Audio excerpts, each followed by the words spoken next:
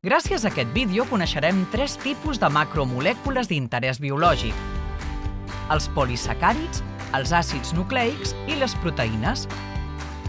Els polisacàrids estan formats per centenars o fins i tot per centenars de milers de monosacàrids units.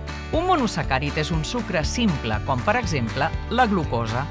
En els éssers vius, aquestes molècules exerceixen diverses funcions, com ara desenvolupar estructures orgàniques o emmagatzemar energia. Per tant, representen una font d'energia per als altres éssers vius. Entre els polisacàrids, que són font o reserva d'energia en forma de sucres, hi trobem, per exemple, el midó. I entre els que tenen una funció estructural s'inclou la cel·lulosa. El midó és el polisacàrid de reserva més important de la majoria dels vegetals i la principal font de calories dels éssers humans, ja que és present, per exemple, en les patates, en la pasta i en l'arròs. La cel·lulosa està composta exclusivament per molècules de glucosa. És la substància que determina l'estructura de la paret cel·lular de les plantes i la seva funció és oferir suport i protecció a la planta com si es tractés d'una espècie d'esquelet. Els àcids nucleics són grans polímers formats per la repetició d'uns monòmers denominats nucleòtids.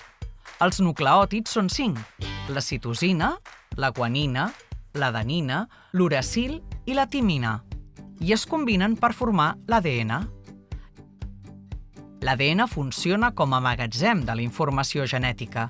També es poden combinar per formar l'ARN.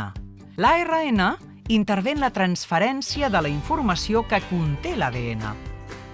Les proteïnes són molècules formades per aminoàcids que estan units per una mena d'enllaços coneguts com a enllaços peptídics.